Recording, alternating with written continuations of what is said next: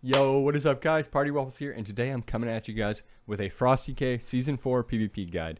There's going to be two builds in here, okay? A Fallen Crusader build, which is better in solo shuffle, and a Razorice build, which I prefer in 2s and 3v3. So let's get right into this. We're going to start with the talents first. Okay guys, so let's take a look at the builds here. So this is going to be the Fallen Crusader build, which when I say Fallen Crusader and Razorice build, I'm talking about the Rune Forge on your weapon, the Death Knight enchant, that's going to determine which build you're playing. So on the left side we have Short Kick, we have powerful anti-magic barrier, we have anti-magic zone, we have double chains, we have short icebound fortitude, pretty much all the normal defensive utility stuff, right? You can juggle these around if you want. We have sacrificial pact. You could take this route instead if you wanted that route, but you need cleaving strikes, okay? The main thing here is going to be cleaving strikes. During Pillar of Frost, our Obliterate is going to be guaranteed critical striking, okay? And when the Death and Decay is down on the ground, our Obliterate is going to be hitting multiple people. So it's going to be guaranteed to crit, and it's going to be hitting multiple targets. So that's going to be huge kill windows you're really going to want to pay attention and set up for. So on the right side here, we have obviously Pillar of Frost, because it's a staple for Frosty. You need this. This is basically when you're going to get your kills. And then we have our Dragon for an extra stun for our setups. Make clean setups. You can use it defensively.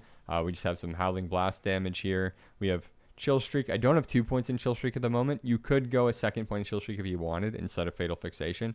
But without the tier from last season, I'm not a huge fan of Chill Streak as much. With Razorice, I would play it in 3s, but this is more for solo shuffle, the Fallen Crusader build. So solo shuffle things are going to be a little bit less scripted and not work out perfectly sometimes. So Chill Streak isn't as nice, but I would still use it for some damage and to bait cooldowns. And then another important thing here to note is going to be obliteration, okay? This is also a staple. Every time we use Pillar of Frost, anytime we Frost Strike or Howling Blast, it's going to give us a guaranteed obliterate critical strike, right? So that, coupled with cleaving strikes, you're just going to be guaranteed obliterate critting in your cleave on everyone inside of it. So it's going to be massive damage. You need to do that. The next build I'm going to quickly go over is the Razorice build, okay? So this one I just showed you is Fallen Crusader, which is solo shuffle. This one is going to be for 3s and 2v2 and more scripted scenarios, okay? This one is for more scripted scenarios. So say your teammate has a stun for you. They already have a reliable stun for you. You're going to get perfect goes. That's why you're playing double Chill Streak talents, because you're going to get more value out of it. Everything like that. Everything about this build is just built for max killing in a short window. So again, another thing to do with the Razorice Rune Forge is Shattering Blade, okay? This is the reason we're playing Razorice for this build. One of the reasons, because Shattering Blade is going to consume your Razorice stacks, which your weapon is applying. It's going to consume the stacks for a big hit. So in a perfect world, you're going to have your stacks up, do your go, and then you're going to pop your Chill Streak, and you're going to get a Chill Streak, Obliterate, Frost Strike with the Shattering Blade Frost Strike, which is going to hit extra hard, and ideally they're going to die in that little window. So again, on the left side, the utility is switched up a little bit. We have Empowered Rune Weapon for every go now, because every single one of your 1 minute Pillar of Frost goes is going to be scripted and clean, right? Because you're playing 3v3s. So it's going to be a lot cleaner than solo shuffle. We have March of Darkness just to help you set up your goes here to get them a little smoother, because you're in 3s. People are going to be more anticipating your go and playing around it. So things just to make the setup a little bit easier. But then, of course, we have Cleaving Strikes still, because, again, it's a pillar. It's like a staple of Frost, right? You want to be cleaving your Obliterates in the Death and Decay, ideally with the Chill Streak cleaving at the same time. Okay, and that's your best case scenario. So those are the talent builds, okay? You got your solo shuffle build, Fallen Crusader, and you got your 2s, 3s, Razorice, all right? Now let's go ahead and take a look at the PvP talents really quickly. So the way that I have the talents currently is more or less your baseline, okay? This is going to be your baseline, but let's take a look at them all individually. So Strangulate, this is going to be strong. It's just a crowd control, right? A 1 minute silence.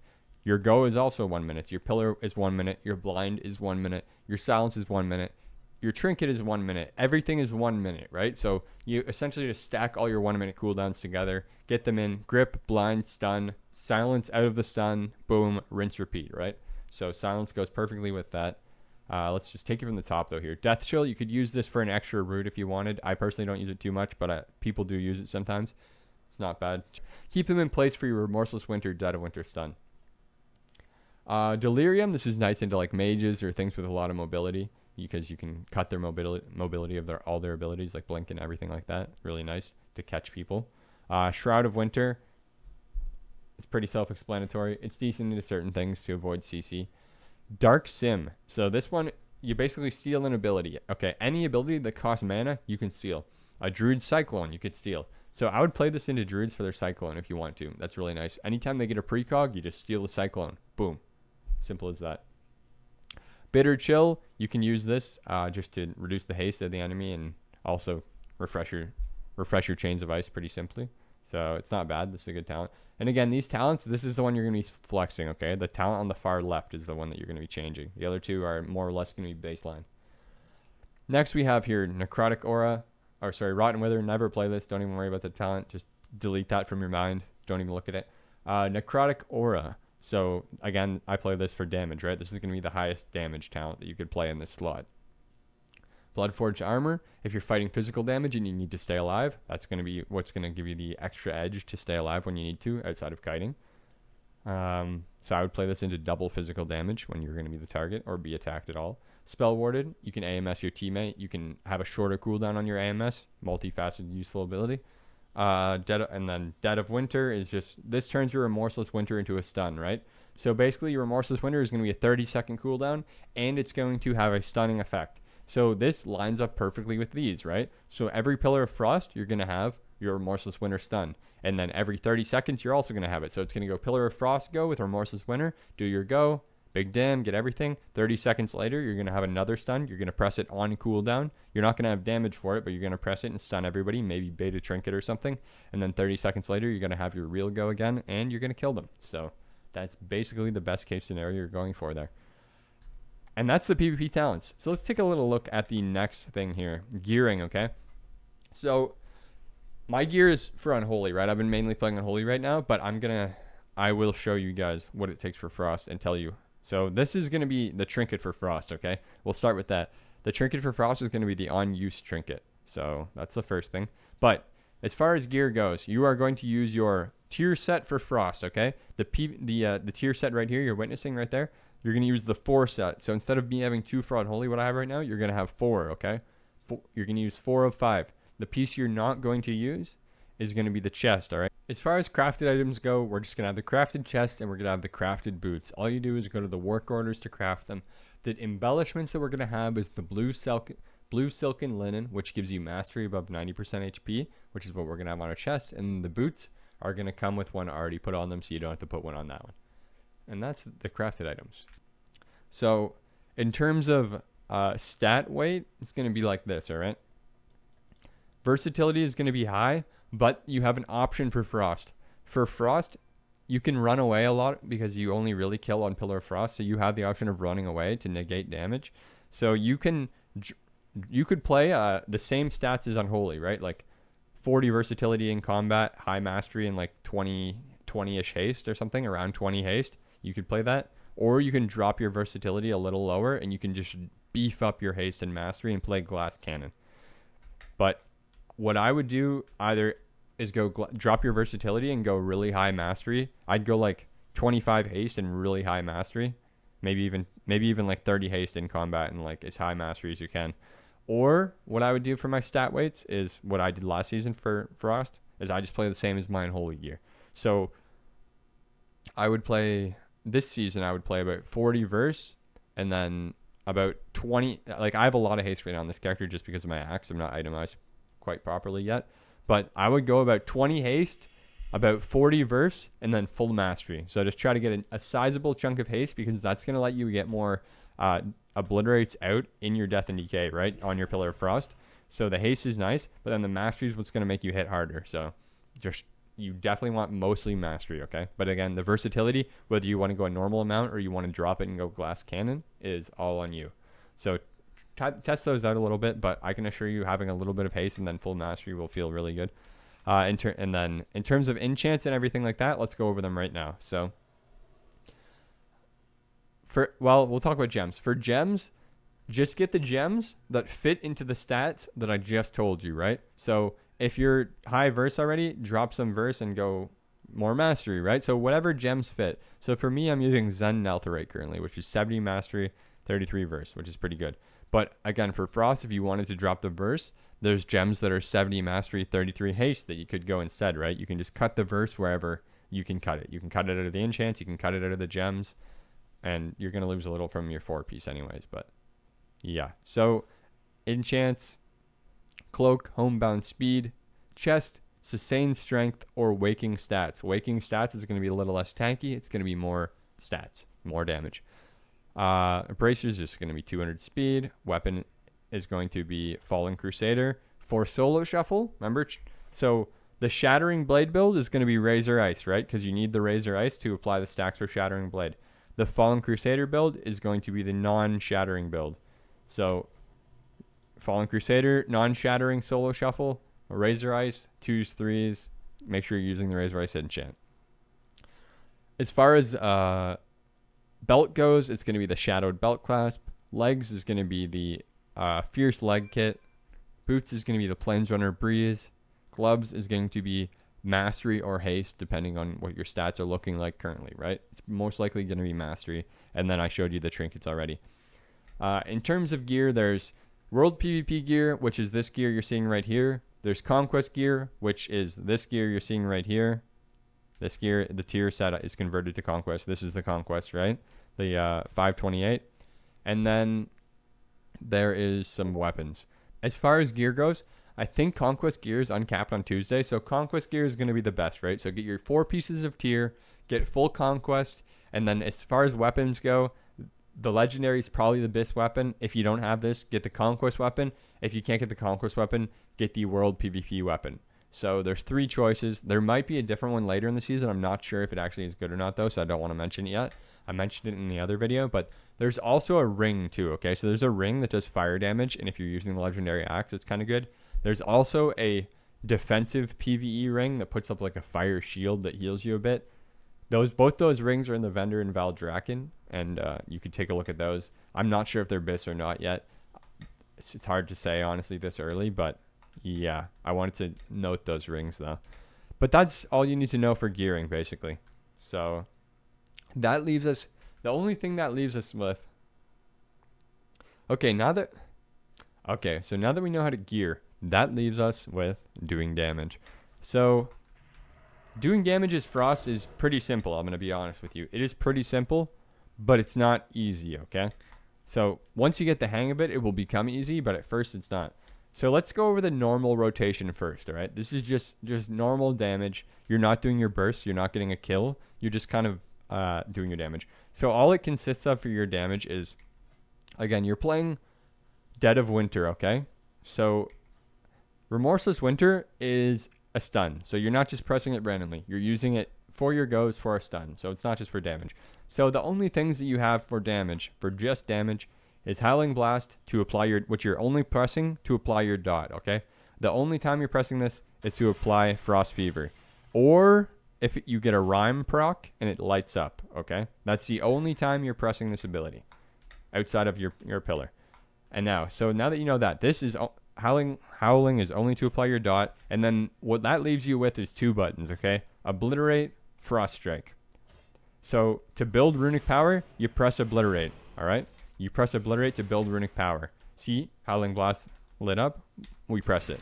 So we press the button, lights up, we press Obliterate to build our Runic Power, and we have 2 ways to dump Runic Power. Either you're dumping it on damage with Frost Strike, or you're dumping it to heal yourself with Death Strike. Those are your only options. Well, I guess Coil too, but you're only using Coil very, very, very niche scenarios. To kill a totem that's far away that's 1 hit from dying. To kill someone that has like 20k HP from a distance and your Howling Blast isn't going to hit hard enough to kill. Very, very niche scenarios. But that's it, okay? So that is literally all you need to know for your damage, more or less. Howling Blast to apply your dot. Obliterate to build Runic Power. Frost Strike to spend it. So the next level of depth comes from this, all right? You have a couple different modifiers. Here's one. Every time you use a Runic Power spending ability, you're going to be getting a stack of strength, okay? So when you're dumping your Runic Power, try to kind of weave your Obliterates and your Frost Strikes, because that way you can keep up your Unleash Frenzy stacks, right? So kind of just weave them a little bit. So weave Frost Strikes and Obliterates, press Howling Blast when it lights up, and boom. That is literally it for doing your damage, more or less, okay? Other than dropping a Death and Decay under yourself. Dropping a Death and Decay under yourself will give you the haste from this talent, So it'll give you a little bit of haste, and it'll also make your obliterates cleave on the targets, okay? So you can drop death and decays under you just for your normal damage too. But make sure you leave a death and decay charge for your Pillar of Frost, okay? That's imperative because you need it. So now that we know how to just do the normal damage rotation, I'm going to teach you where the real damage comes from, okay? Obviously, my damage meters are going to be wrong. This isn't PvP or anything like this. I'm not doing it to show the actual number. I'm just showing you how the cleave is going to work on the targets. So I'm going to give you a couple different burst one-shots too, okay? And combos. So try to learn these combos, okay? So combo number 1, guys. This is a burst combo, how to stun everything if you don't have a stun on your team, okay? So you are the stun. You're the only stun. You just say you don't have your dragon on cooldown. You don't have a Windwalker stunning for you. You have nobody on your team that's going to stun for your setup. You have to do it yourself. So it's going to be like this, okay? Your first global is going to be, well, assume they're blinded already, okay? So we're going to blind everything together. All 3 of these are blinded. Then we're going to drop Remorseless Winter next global because we want to start picking up the Dead of Winter stacks. It has to stack 5 times to stun them. So we're going to blind them. We're going to drop the Remorseless Winter to start building our stun. And then after the Remorseless Winter, we're going to drop Death and Decay because the Death and Decay, again, is going to give us the haste and it's going to let us cleave inside of it on all the targets. So by the time we drop the Death and Decay, the Remorseless Winter is almost going to be about to stun them. And yeah, the problem with this is before the Remorseless Winter stuns them, it's going to be at like 4 stacks or something, and the blind is going to break, which is going to give the targets a chance to press a defensive, to move a little bit out of the way, to do something, right? So this is the sketchy setup, but if you don't have another stun or somebody else's stun or a dragon, this is just how it has to be, unfortunately. So it's going to look like this. We're going to blind them, Remorseless Winter, Death and Decay, and then they're going to get stunned. As soon as they get stunned, you Pillar of Frost, Chill Streak. We're going to press the button that lights up. We're going to press the button that lights up, Frost Strike, Obliterate, press the button that lights up, Obliterate, press the button that lights up, Obliterate. There you go, right? So during the Pillar of Frost, again, anytime I press Frost Strike or Howling Blast during Pillar of Frost, it's going to give me a guaranteed Obliterate crit, okay? And then, yes. So I'm going to prioritize the Obliterate crit in the Death and Decay on Pillar of Frost, okay? We're going to prioritize that. But after that, we're going to prioritize whatever is lit up. If nothing is lit up, like if Howling Blast and Frost Strike aren't lit up and Obliterate isn't yet, then we're just going to press Frost Strike to get the Obliterate proc. Unless none of them have the dot on them already, right? If they don't have Frost Fever, then we'll press Howling Blast to put the Frost Fever on them all and give us the Obliterate crit. Or if we're playing Razorice, that way our 5 stacks of Razorice won't get consumed on the first global and we'll get the value for the Pillar of Frost and Obliterate damage before dropping the big Shattering Frost Strike. So that's the first combo. That combo leaves a gap, like I said, right? Not the most ideal, but that's how it has to be a lot of the time. So the next combo here I'm going to show you how to do is if you have your own stun, or sorry, if you have your dragon stun, this is going to be the no gap setup, okay? If you have a dragon stun, or if your teammate has an AoE stun for you, like a Windwalker, a Warrior, a Devastation Evoker, anything like that, you have a reliable stun yourself. So it's going to look a little different, okay? So for the first combo, we Remorseless D&D. D&D is Death and Decay. We Remorseless D&D'd, right? This one's going to be different. So for this combo, we're going to blind. We're going to blind for our guy to do our stun for us. We're going to press Death and Decay. We're going to press Remorseless Winter. And then we're going to stun. So just assume that my dragon stun is my teammate's stun, right? But you or the teammate that have the stun is going to do it at the same time here. So it's going to look like this, okay? Again, we're going to drop the D&D. We're going to blind in D&D first this time. Last time it was blind Remorseless D&D. This time it's blind D&D Remorseless. The reason for this is because you're going to get the blind down and the Remorseless, or and the D&D. And sometimes your teammate's going to already have stunned, right? Or the stun's going to go off. And you might not have time to slip in the Remorseless Global. So you want to have the Death and Decay down right away. Because the Death and Decay, if you can't get in the Remorseless Global, it's okay, right? You just Pillar of Frost, Chill Streak, and then you can start cleaving your Death and Decay, Obliterate crits while the Chill Streak is going.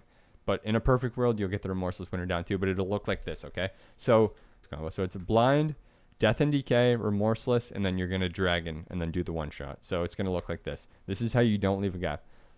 So it's going to be blind, D&D, Remorseless, Dragon, Pillar of Frost, Chill Streak. And then what's going to happen there is your dragon's going to go off at about, you're just doing the same combo, by the way, right? Like just weaving between the two. Anyways, so the dragon's going to go off at about three stacks of the Dead of Winter there. And what's going to happen is out of the dragon stun, they're going to get restunned by the Dead of Winter. So it's going to be dragon stun into Dead of Winter stun while you're cleaving on top of them with Pillar of Frost, Chill Streak, Obliterate, everything, right? So that's how you do that combo. So if you're using if you don't have a stun, you guys have no stun but your own Remorseless stun, then it's Blind, Remorseless, D&D, Pillar of Frost, Chill Streak. But if you have your own stun, a different stun, or your teammate's stun, then remember, it's Blind, Death and Decay, Remorseless, stun, do the one shot. Because again, you want to make sure you're prioritizing to get the Death and Decay down if somebody else is stunning for you, because sometimes they'll stun early and you won't have time to get the second global. So if you can only get one global between the Remorseless and the Death and Decay, and your teammate's already stunning that go, then the Death and Decay global is much more valuable. Okay, so there's the 2 one-shots. I'm just going to reiterate that one more time, okay? So no stun from your teammate, Remorseless, Death and Decay.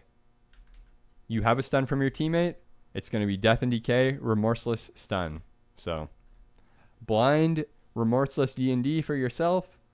Blind, D&D, Remorseless if you have Dragon or your teammate has a stun. I know it sounds kind of confusing at first, but there's like 3 combos. Once you get the muscle memory and like you get used to it, it's going to be really straightforward, because it's not too complex or anything like that at the end of the day. It's just basically just you got to learn it once and get it muscle memory. And that's it, right? So out of those goes, it's obviously going to be, you want to silence, right? So we're playing Strangulate. So I'm going to show you a full go now, okay? This is a full go. I'll show you what it looks like with my Dragon Stun again, like a no gap full go where I do the CC chain and silence out and everything, okay? So it's going to look like this. It's going to look just like this. I'm going to Blind. I'm going to D&D, Remorse, Dragon, Pillar of Frost, pop my thing, Obliterate, Frost Strike, Obliterate, Frost Strike, Obliterate, Howling Blast, Obliterate, and I'm just weaving between the two, right? Weaving between the two. And then obviously at the end, when as the stun's falling off, you're just going to silence out, right?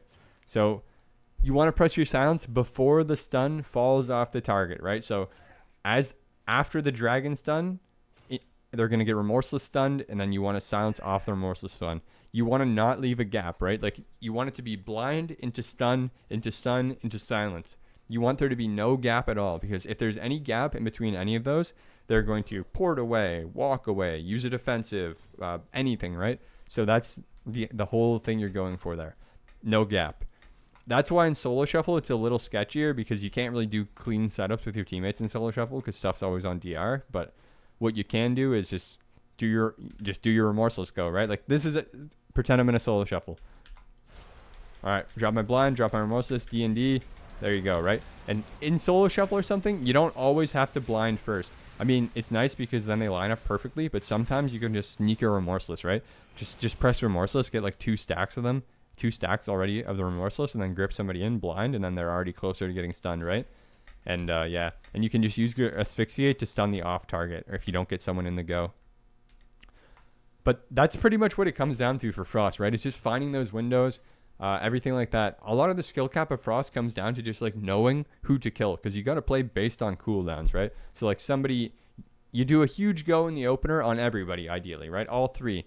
And then whoever presses their defensive cooldowns or trinkets or whatever, that's the kill target. You know what I mean? Like you don't go into the game and it's like, this is the kill target. You go into the game and the game determines who's going to end up being the kill target by kind of just what happens, you know?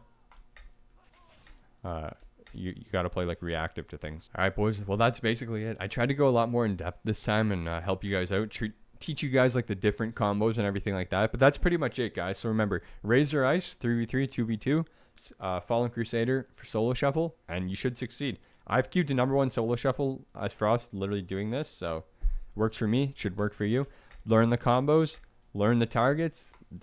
You should be okay. But hey, if you guys like this video, make sure you guys hit the subscribe button. Put a comment down below if you like the video. And if you got any questions or anything like that, feel free to ask. You guys can catch me live at twitch.tv/PartyWafflesX. Other than that, I hope this guide helps you guys get to the next level for the rating you're trying to achieve. And I will see you guys in the next guide. Thanks for watching. Take it easy. Peace.